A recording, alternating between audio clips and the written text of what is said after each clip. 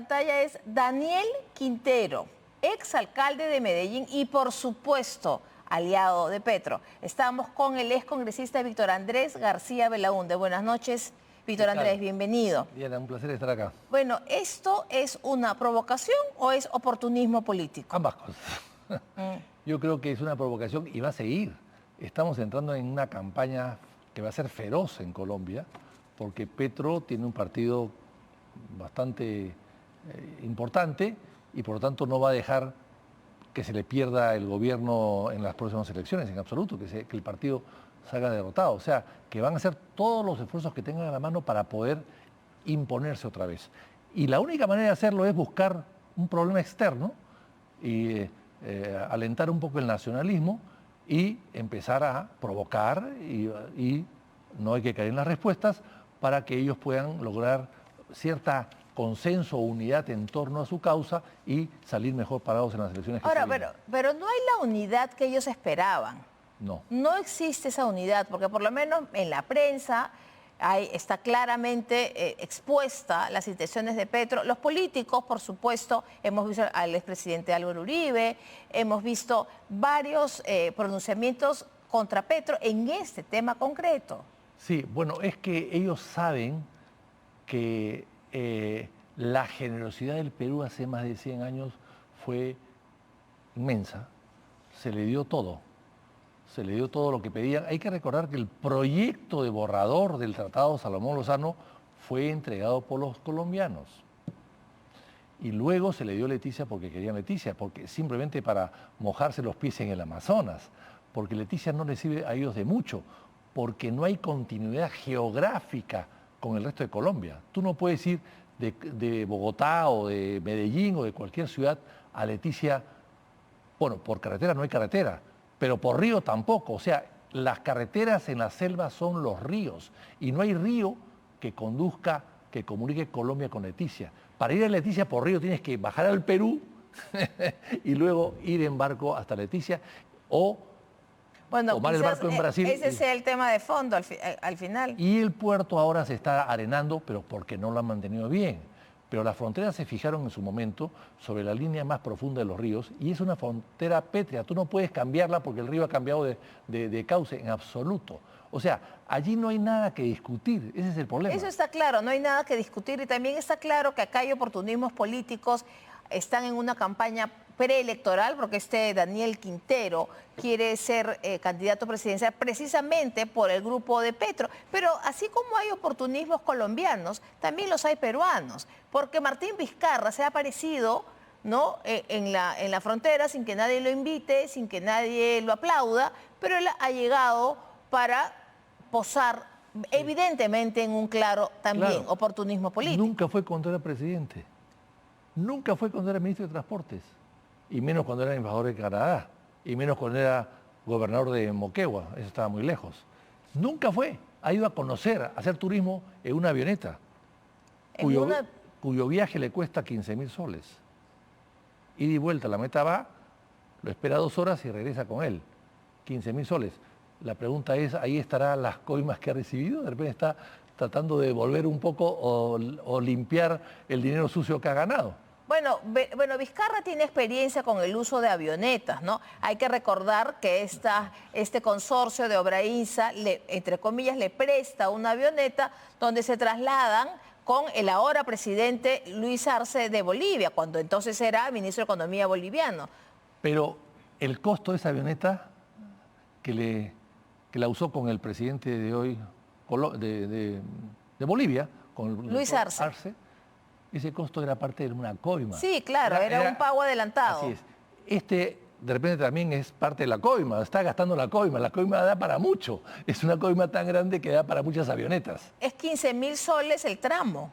Ida y vuelta. Ida y vuelta, 15.000 soles. Es una avioneta que entran 3 o 4 personas y que está a disposición de alguien que quiera alquilarla y le cuesta, en 1 hora y media llegan a Santa Rosa y le cuesta 15.000 soles, le esperan 2 horas y regresan. Si se demora 1 hora más, 1.000 soles por hora de retorno o de retraso, de multa, digamos, por la demora. Pero si va por ferry, como va todo el mundo, son 15 horas. No ha ido en 15 horas. No. no ha ido en 15 horas. Y podría usar el aeródromo de Caballococho, que está un poco más allá, pero claro, no hay avión con mucha frecuencia. Y además está a 2 horas de navegación de Santa Rosa. O sea, él ha gastado parte de la coima, porque si no, unos 15.000 soles, ¿de dónde salen? Como dice el dicho, ¿de dónde pecata mía? ¿No? 15.000 soles la avioneta para tomarse una foto y decir que estuvo. Y como dice Víctor Andrés García Belaúnde, nunca fue cuando fue presidente, nunca fue cuando fue ministro de Transportes, pero ahora va cuando es, digamos, precandidato inhabilitado, ¿no? Porque está inhabilitado. Ahora, hemos hablado de los oportunistas, pero es importante saber que este Daniel Quintero, ex alcalde de Medellín, es importante saber quién es. Es importante saber quién es, porque es una persona que ha sido alcalde de Medellín, que ha sido además sancionado por haber violado la neutralidad electoral cuando era alcalde a favor de Petro, pero también tiene un tema de corrupción. Entonces, esta persona no es un espontáneo que apareció de pronto y dijo soy un patriota y voy a poner esta bandera. No, es una persona que tiene una trayectoria, pero que también tiene unos antecedentes, ¿no? Bueno, es que para Petro eso no significa nada, pues Petro gobierna con delincuentes casi. Hay que recordar que el ministro de Interior también tiene chicharrones y anticuchos, como decimos en el, ¿no? en el lenguaje policial, ¿no? Tiene anticuchos y que ha declarado también una serie de tonterías hace 2 días. Pero esto se origina hace 2 o 3 años cuando un ministro de Petro visita Leticia y deja entender que la isla del Frente es de Colombia y no es del Perú. Y el Perú no hizo nada. No solamente no hizo nada, sino que aprobaron, con el visto bueno del Ministerio de Defensa y la PCM, pero en contra del Ministerio de Economía y las observaciones de la Cancillería, aprobaron la creación del Distrito de Santa Rosa hace 60 días. El 3 de julio se promulgó. Así es. Y eso le causó, eso fue pues la chispa que explotó, ¿no? Enviaron notas de protesta por la creación de ese distrito. Pero era formalizar lo que ya existía. No, porque era parte de otra provincia. No, era parte de otra provincia. Pero es un distrito, al final. No, se creó, era parte de un distrito. Se ha dividido el distrito en 2 para darle esta configuración política a Santa Rosa, que creo que era en este momento inoportuna. En todo caso había que esperar. ¿Y con qué excusa? Con darle más recursos. O sea que el Estado peruano no da más recursos a una población si no es distrito. Es una vergüenza. Quiero volver al tema de que hace 3 años o 2 años se dijo algo y el gobierno no hizo nada. Así es. Podemos recordar, porque es importante aquí recordar nombres. Pero perdón, bueno, el nombre no lo recuerdo en este momento, pero le puedo decir a dónde está ese señor.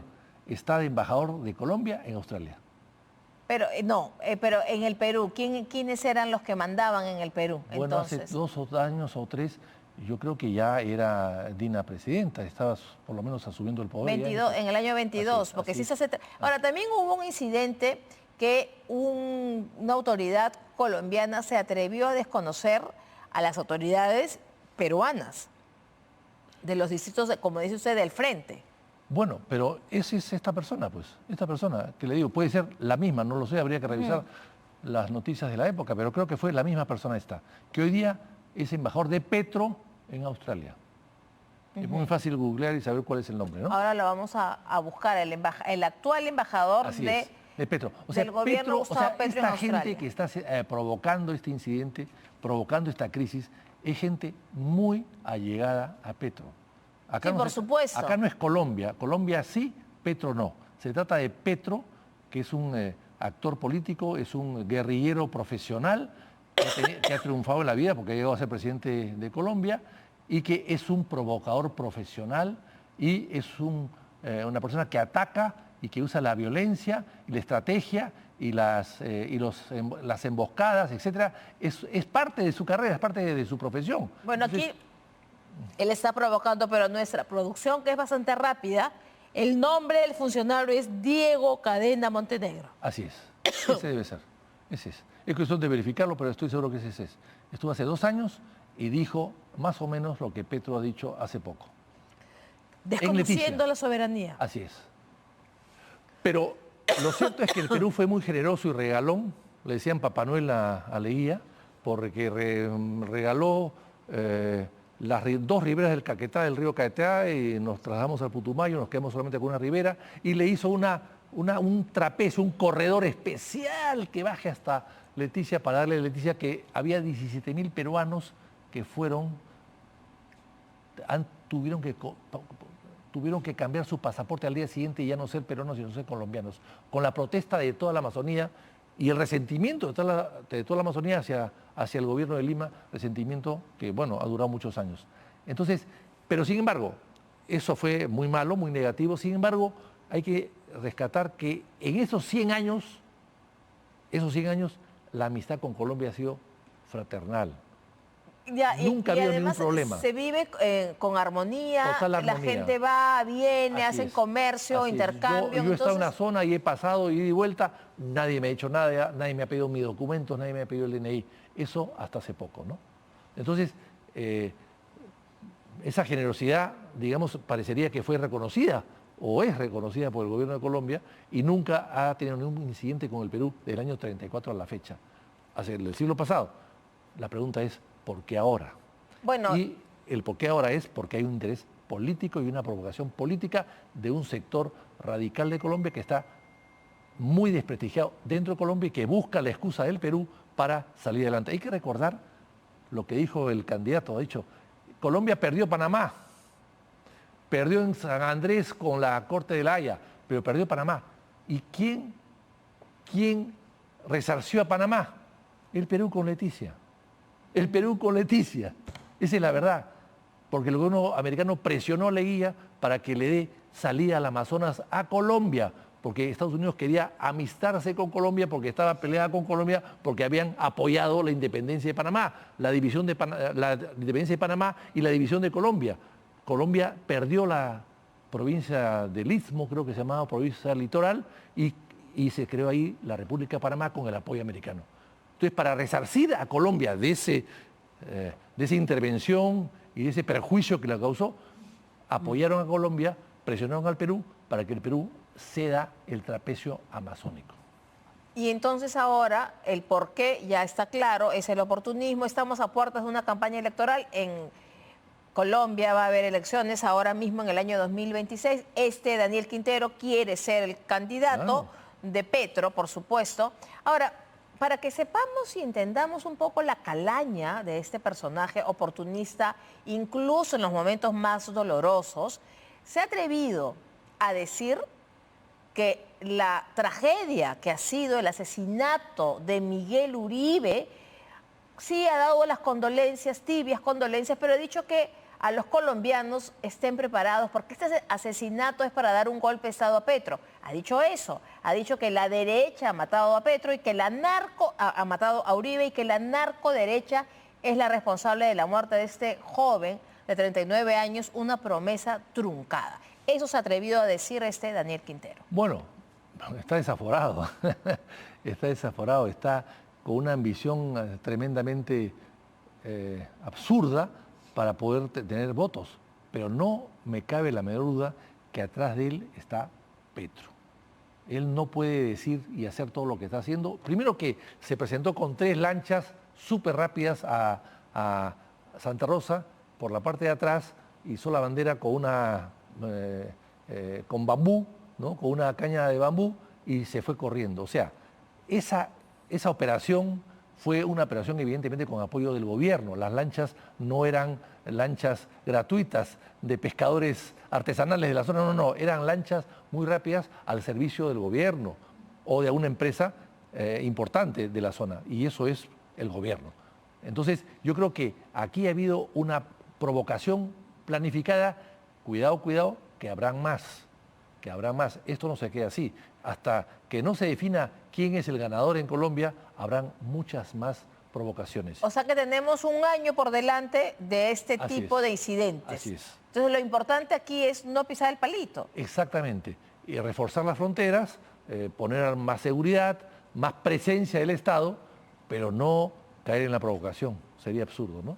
Tenemos también que hoy día, quien fuera vicepresidenta del Congreso, la congresista Patricia Juárez de Fuerza Popular, ha hecho una publicación diciendo que ha presentado una moción para declarar persona no grata e impedir el ingreso al Perú del precandidato colombiano Daniel Quintero.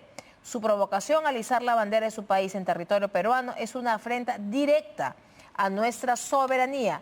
Esta provocación no quedará impune y ella ha publicado la moción que ha presentado y finalmente quiero leer el último párrafo de esta moción porque dice: respaldar decididamente las acciones diplomáticas que viene desplegando la Cancillería del Perú en defensa de la soberanía nacional, reconociendo su labor decidida y constante para garantizar el respeto a los intereses y derechos soberanos del país frente a cualquier intento de vulneración. Entonces, persona no grata, una moción.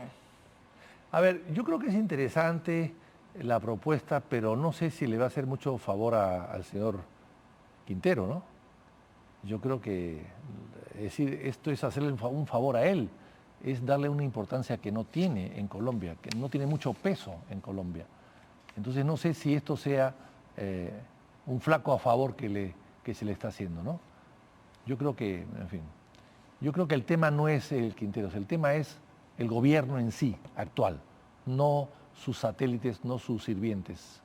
No sé si sea lo más correcto esa asunción, ¿no? Ahora, pero yo destaco de esa moción el último párrafo que he leído, que es que se ha cerrado filas en torno al gobierno, en torno a la Cancillería, ¿Sí? desde diferentes posiciones, cosa que no ha ocurrido en Colombia, pese a que Petro lo ha buscado, no le ha dado Sí, resultados. es verdad, es verdad. No, yo creo que la Cancillería colombiana, que es una Cancillería de muchos profesionales, se da cuenta que la provocación es eso, es una provocación y tiene ningún sentido, ningún respaldo en el derecho internacional, ninguno. Se dan cuenta de eso. Entonces, es un tema político y por lo tanto, si es un tema político, hay que manejarlo políticamente.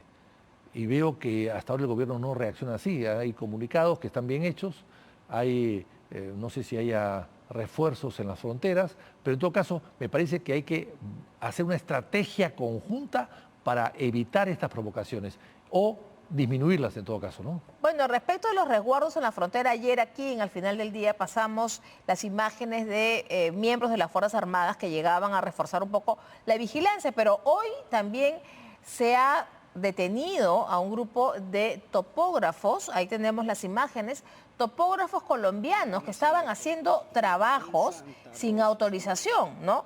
Entonces ahí se les ve que han llegado esos topógrafos, por supuesto, fueron detenidos y fueron llevados a la comisaría. Ahí se ve a la policía del lugar hablando con estas personas porque efectivamente estaban ahí haciendo trabajos, estaban haciendo mediciones y sin autorización. Eran, por supuesto, topógrafos colombianos que han sido llevados al centro policial de Santa Rosa. Entonces, ¿qué fin tiene un grupo de topógrafos colombianos ir a hacer ese tipo de trabajos al Perú? Habrá que ver si son topógrafos o espías, ¿no? Pero en todo caso yo creo que acá hay que ser un poco firmes con ellos, detenerlos, no los pueden detener en Santa Rosa, creo que tienen que llevarlos a Iquitos y tienen que interrogarlos de una manera técnica o profesional, respetando sus derechos por supuesto, pero ellos pueden hablar y decir mucho, porque si son topógrafos dependen de una empresa. Bueno, ¿cuál es la empresa? ¿No? O depende del gobierno. Si es del gobierno es muy fácil, pero si es de una empresa es muy fácil rastrear la empresa y saber cuánto tiene, qué trabajos tiene, qué contratos tiene, cuánto es su capital y cuál es el trabajo que se le había encargado. Entonces yo creo que eso se puede averiguar rápidamente. Y si son espías y no topógrafos, bueno, la cosa es mucho más complicada porque involucra directamente una raya más al tigre al gobierno de Petro. El gobierno de Petro estaría otra vez provocando, ya es la segunda o tercera vez, y ya tendría que el gobierno peruano pensar en algo más, ¿no? Quizás bueno, pero relaciones. Son varias rayas, ¿no? Porque es primero la declaración de Petro, la avioneta que sobrevoló cielo peruano, que mereció una protesta, la bandera de este Quintero, los topógrafos, entonces ya son Exactamente, y van a seguir. varias acciones. El gobierno tiene que hacer una estrategia en el reforzar a las fronteras, en este caso esta frontera con Colombia, pero también tiene que ser una estrategia la diplomacia de hacer las denuncias en los foros correspondientes, seguramente la OEA, seguramente las Naciones Unidas, en fin, algún tipo de foros internacionales que pueda recoger estas denuncias. O sea, el Perú no puede quedarse de brazos cruzados, en absoluto. Y finalmente, bueno, ya no hay embajadores, bueno, No. que no hay embajadas tampoco. Pues. No, hay encargados de negocios. Pasemos al segundo capítulo. Si no hay embajadores, bueno, eliminemos las embajadas por el momento, ¿no? Mientras Eso no sería ya un casi rompimiento de relaciones. Bueno, pero es que algo tiene que hacerse. Algo radical. O sea, tienen que tener un plan A, un plan B y un plan C. Tienen que tener varios escenarios. Bueno, pero el 12 de septiembre están invitados a esta comisión de límites, de revisiones, que no tienen exactamente con el tema Santa Rosa, pero hay una reunión el 12 de septiembre. Pero si siguen estas provocaciones, la cita no tendría ningún sentido. Sería una manera de protestar. No, estas reuniones no me interesa. Dejamos para después. Bueno, antes de culminar la entrevista, quiero pedirle su opinión, porque efectivamente hoy se ha conocido que la Fiscalía Suprema de Familia ha decidido no formalizar ni continuar con la investigación preparatoria contra José Enrique Gerí Oré por la presunta comisión del delito contra la libertad sexual en la modalidad de violación de persona en estado de inconsciencia o en la imposibilidad de resistir, previsto y sancionado en el artículo 171 del Código Penal, en agravio de la persona con iniciales CSBN, ordenando el archivo de los actuados en este extremo. Segundo, y ahí se remite a los actuados a la Fiscalía Provincial, etcétera. Pero aquí la noticia es que el ahora presidente del Congreso, según decisión del Ministerio Público de la Fiscalía Suprema de Familia, decide archivar, en la práctica, archivar la denuncia por violación contra el ahora presidente del Congreso, José Enrique Gerí Oré. Y ahí tienen ustedes en pantalla el documento. Acá yo también tengo el documento que se archiva la denuncia contra José Gerí. Bueno, supongo que se podrá apelar. ¿Se podrá apelar? Supongo que el Ministerio Público apelará. El Ministerio Público apela siempre. No, el Ministerio Público es el que le está archivando. Sí. Bueno, entonces... El Ministerio Público es el que... Es decir, no va a haber denuncia penal. Normalmente archiva el juez, normalmente, ¿no? Y el Ministerio Público apela. Pero en fin, se han adelantado. Bueno, pues por eso es que quería ser Gerí presidente del Congreso. O sea, ese es el poder que tiene para poder archivar sus causas. Para eso es presidente del Congreso. Y el Congreso debía tomar cartas en el asunto e iniciar un proceso por lo menos de ética, porque aunque no haya denuncia...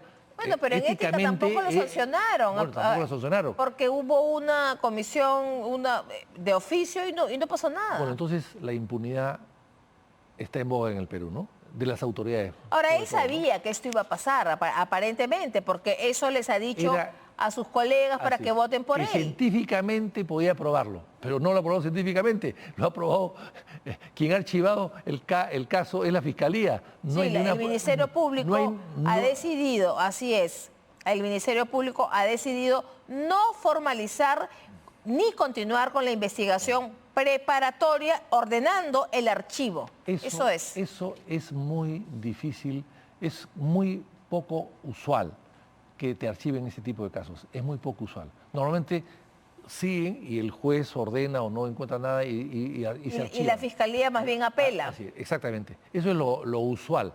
Lo no usual, lo excepcional, es que la Fiscalía se niegue a acusar. Se niegue a acusar. Cuando es su función acusar, casualmente, pero ellos se niegan a acusar. Yo creo que, por eso es que quería ser Gerí, por eso es que ha entregado el oro y el moro y ha prometido lo que ha podido para ser presidente del Congreso, porque sabe que como presidente no lo iban a acusar. Es muy difícil acusar al presidente del Congreso. Necesitaba ser presidente del Congreso. Así es.